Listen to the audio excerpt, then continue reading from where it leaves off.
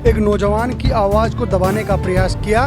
के परिणामों के बाद आप सचिन पायलट से मिले तो उन्होंने कैसे आपका हौसला बढ़ाया? कि परिणाम मुझे कतई स्वीकार नहीं है, उसका मुंह तोड़ जवाब आगामी दिनों में इन लोगों को मिलेगा। नमस्कार, न्यूज़ यापा में आपका स्वागत है। मैं जानवी आपके साथ। लोकसभा चुनावों के परिणाम के बाद देश भर में राजस्थान की एक सीट पर सभी की निगाहें रही और वो सीट चर्चा में रही। वो सीट थी जयपुर ग्रामीण। उस सीट से कांग्रेस के एक युवा ने बीजेपी के दिग्गज नेता के पसीने छुड़ाए, ये सब आपने देखा। आज हमारे साथ खास बातचीत के लिए जुड़े हैं लोकसभा सीट से कांग्रेस के प्रत्याशी अनिल चोपड़ा जी। तो सर, बहुत बहुत स्वागत है आपका हमारे चैनल। बिल्कुल, आपके चैनल को शुभकामनाएं, बहुत धन्यवाद जी। अनिल जी, आपने यहाँ पर महापंचायत रखी, तो क्या उद्देश्य है इस महापंचायत का रहा? देखिए, 4 जून को जब परिणाम आया तो जिस प्रकार जयपुर ग्रामीण के तमाम मतदाता के जनादेश का अपमान उस दिन वहाँ हुआ, भ्रष्ट प्रशासन के अधिकारियों द्वारा, इस भ्रष्ट सरकार द्वारा एक नौजवान की आवाज़ को दबाने का प्रयास किया। उसके लिए आज हमारे सभी जयपुर ग्रामीण परिवार ने एक महापंचायत का आयोजन किया। उसके अंदर आपने देखा जयपुर ग्रामीण का तमाम नौजवान, जयपुर ग्रामीण के मेरे बुजुर्ग, माताएं, बहनें अपने इस बेटे को दोनों हाथों से आशीर्वाद देने के लिए यहाँ पहुँचे और इन सब ने अपने इस बेटे को पूरे चुनाव में भी दोनों हाथों से आशीर्वाद दिया था।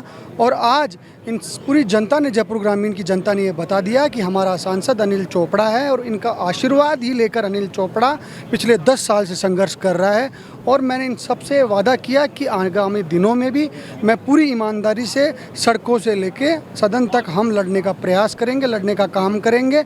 और जिस प्रकार इस भ्रष्ट सरकार ने युवाओं से, नौजवानों से, बुजुर्गों से और जयपुर ग्रामीण राजस्थान के लोगों से जो वादे किए थे, उन वादों को पूरा करना पड़ेगा। लेकिन और नहीं करेंगे तो हम सब लोग मिलकर सड़कों पर लड़ने का काम करेंगे। जी, आप बहुत छोटे मार्जिन से चुनाव हारे और आपकी हार के बाद सवाल भी उठ रहे हैं, तो उस पर आप क्या कहेंगे? देखिए, निश्चित रूप से चुनाव के अंदर मैंने बताया जिस प्रकार से जनता के जनादेश का अपमान हुआ, उसको लेकर हम न्यायपालिका की शरण में भी हैं। लेकिन देर सवेर इसका परिणाम भी आएगा और दूध का दूध, पानी का पानी भी होगा। और जिन भ्रष्ट अधिकारियों ने इस चुनाव को प्रभावित करने का काम किया, उनको सज़ा भी मिलेगी। और सज़ा सबसे बड़ी ये जयपुर ग्रामीण की जनता देगी और उन लोगों को मुँह तोड़ जवाब भी देगी। और ये आज इस महापंचायत में तमाम लोगों ने दे भी दिया।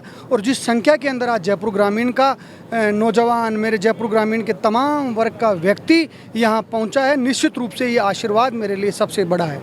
जी, धांधलेबाजी के बाद आपका कहना है कि प्रशासन ने दबाव में आके आपको चुनाव हराया, तो क्या आगे की रणनीति या क्या आपने इसके खिलाफ फैसला लिया है कि आप कोर्ट में जाकर इसकी कार्रवाई करेंगे? देखिए, निश्चित रूप से मैंने बताया कि हम इस चुनाव को कोर्ट के माध्यम से चुनौती, जब 4 जून को परिणाम आया था तब भी मैंने कहा था कि परिणाम मुझे कतई स्वीकार नहीं है। इस चुनाव परिणाम को हम कोर्ट में चुनौती देंगे और आने वाले दिनों में इसका परिणाम भी आएगा। और निश्चित रूप से आज मैंने इस पंचायत के अंदर मेरे तमाम लोगों का कई दिन से ये लोग चाह रहे थे कि बड़े बुजुर्ग की एक पंचायत कर हम सब लोग अपने मन की बात आपसे कहें, आपको आशीर्वाद दें। तो तमाम लोगों को आज एक जाजम पे बैठा के हम सब लोगों ने प्रयास किया कि इस चुनाव के बाद इन लोगों का जो आशीर्वाद कांग्रेस पार्टी के प्रति, अनिल चोपड़ा के प्रति रहा, तो इन सब के प्यार और आशीर्वाद से ये महापंचायत का आयोजन हुआ, जिसमें हज़ारों की संख्या में ये सब लोग मुझे आशीर्वाद देने के लिए पहुँचे। जी, लोकसभा के परिणामों के बाद आप सचिन पायलट से मिले तो उन्होंने कैसे आपका हौसला बढ़ाया? लेकिन निश्चित रूप से सचिन पायलट जी ने हमेशा नौजवानों को आगे बढ़ाने का प्रयास किया। और मेरे जैसे अनेकों नौजवानों को, जो एक आम किसान परिवार से आता है, उसे देश की राजनीति में, देश के बड़े बड़े पदों पर बैठाने का काम किया। लेकिन इस चुनाव को पूरी कांग्रेस पार्टी ने एकजुटता के साथ लड़ने का काम किया। कांग्रेस पार्टी का छोटा से छोटा कार्यकर्ता इस चुनाव को लड़ रहा था और सबने एकजुटता से चुनाव लड़ा। और जिसका ही परिणाम है कि छोटे से मार्जिन से, कुछ अंकों में इन्होंने चुनाव को प्रभावित करने का काम किया। लेकिन आगामी दिनों में इस परिणाम को हमने न्यायपालिका की शरण में जाकर भी चुनौती देने का काम किया और सड़कों पे भी चुनौती देने का काम करेंगे। जी, अनिल जी, एक सवाल कि आप हारने के बाद भी क्षेत्र में फिर से सक्रिय हो गए और एक तरफ राव राजेंद्र हैं, चुनाव जीतने के बाद भी वो जनता में पहुंच नहीं पा रहे हैं, तो इस रवैये को आप कैसे देखते हैं? देखिए, मैंने हमेशा राजस्थान विश्वविद्यालय की छात्र राजनीति से निकलकर हमेशा संघर्ष के माध्यम से ही यहाँ तक पहुँचा हूँ। कांग्रेस पार्टी ने भी मेरे जैसे 30 साल के नौजवान को संघर्ष के बदौलत ही ये टिकट देकर जयपुर ग्रामीण की जनता के बीच में भेजने का काम किया था। और जनता ने दोनों हाथों से मुझे आशीर्वाद देने का काम भी किया। लेकिन इस मैंडेट का अपमान भ्रष्ट प्रशासन ने और भ्रष्ट सरकार ने किया, उसका मुंह तोड़ जवाब आगामी दिनों में इन लोगों को मिलेगा। और निश्चित रूप से मैं धन्यवाद करना चाहूँगा जयपुर ग्रामीण के प्रत्येक व्यक्ति का कि अपने इस बेटे को दोनों हाथों से आशीर्वाद देने का काम किया।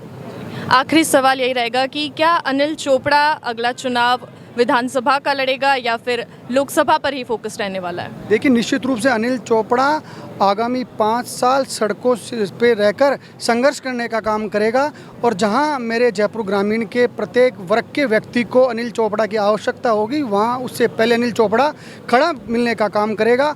ये मैं काम करूंगा और निश्चित रूप से प्रत्येक मुद्दे पे, चाहे वो नौजवानों का मुद्दा हो, चाहे किसानों का मुद्दा हो, चाहे महिलाओं का मुद्दा हो, जो वादे इन्होंने इन सब वर्गों से किए थे वो वादे अगर पूरे नहीं करेंगे तो वो लड़ाई लड़ने का काम हम सब लोग मिलकर करने का काम करेंगे।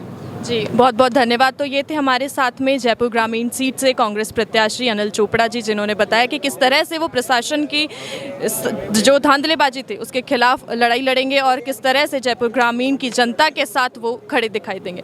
तमाम ऐसी अपडेट्स के लिए बने रहिए हमारे साथ। तब तक के लिए नमस्कार।